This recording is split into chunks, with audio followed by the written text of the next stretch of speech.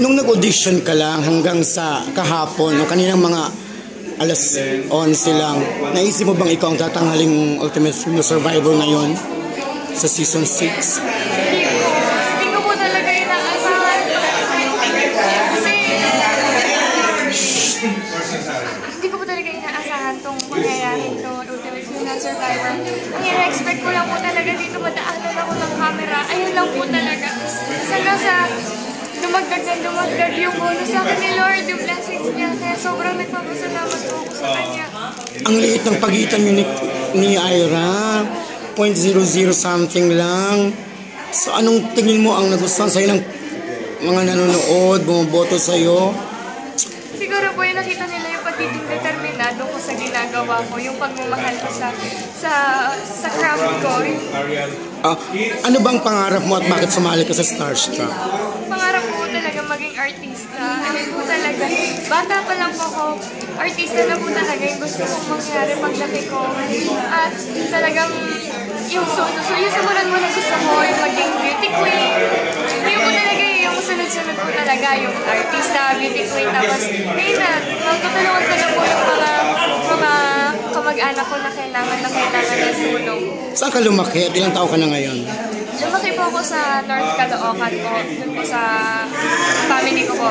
Tapos, ano ba yung sulit na okay na yan. Ilang taon ka na? 16 years old po ako ngayon. Oo. Kwento mo anong klaseng pamilya meron ka? Anong mga... Klaseng pamilya meron po ako. Paano kayo namumuhay? Napakasimple lang po. Talagang sama-sama lang po kami sa isang bahay. Maalis kami magkakasama. Wala naman po nagiging problem. Wala naman po problema sa father side, sa mother side. Masaya po kami. Mas sinusuportahan po namin ng isa't isa. Ito na ngayon, artista ka na. So anong magbabago sa buhay mo? Magbabago po sa buhay ko. Siguro po yung mga kamag-anak ko na alam kong matutulungan ko. Matutulungan ko po sila talaga. At bala ko po sa birthday ko. Kailan? March 19 po. Bala ko po sa birthday ko. Magkaroon po ng foundation sa mga cancer patients na bata. Ayun po talaga yung gusto ko maging... Yung gusto ko po mangyari sa birthday ko. Ngayon may bago ka ng bahay. Anong gusto mong gawin na magpa-blessing? Lilipat kayo agad? Paano? Siguro po, ipapabless po namin yung bahay agad-agad. Tapos, as much as possible, dun po kami mag-Christmas. Kung mabibigay mo po agad-agad, dun po kami mag-Christmas ng family ko. Or next year, sa New Year. So, ano ang mga plano mo ngayon? Pagkatapos ng lahat ng pagod, anong unang-una mong gagawin bukas? Bukas po, matutulog po talaga ako bukas. Bukas po, matutulog po ako hanggang afternoon talaga. Magpapahinga po ako at after po nun, siguro magsisimba po kami ng family ko, magkakasama po kami.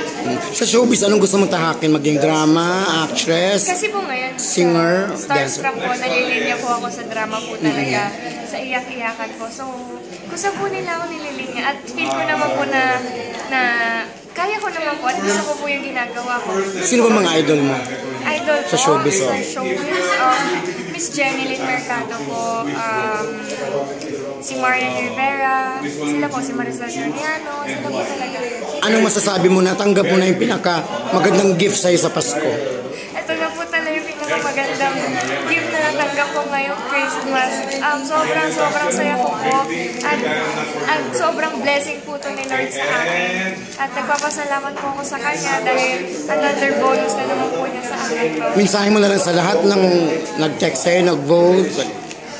Sa mga fans, supporters, sa family, at kay God, maraming salamat po sa inyo. Simula umpisa, simula pinakamababa hanggang ngayon, hanggang dito sa dulo, sinuportahan niyo po ako. At naniwala po kayo sa kakayahan ko, naniwala po kayo sa akin na magagawa ko yung bawat challenges dito. Maraming salamat sa pagboto niyo at pagsuporta, sa pag-cheer every May live show, every May mall tour. Maraming salamat po. Isa po kayo at kabilang po kayo sa tagumpay ko. So maraming salamat po. Thank you, Clea. Thank you po. Kuya Noel.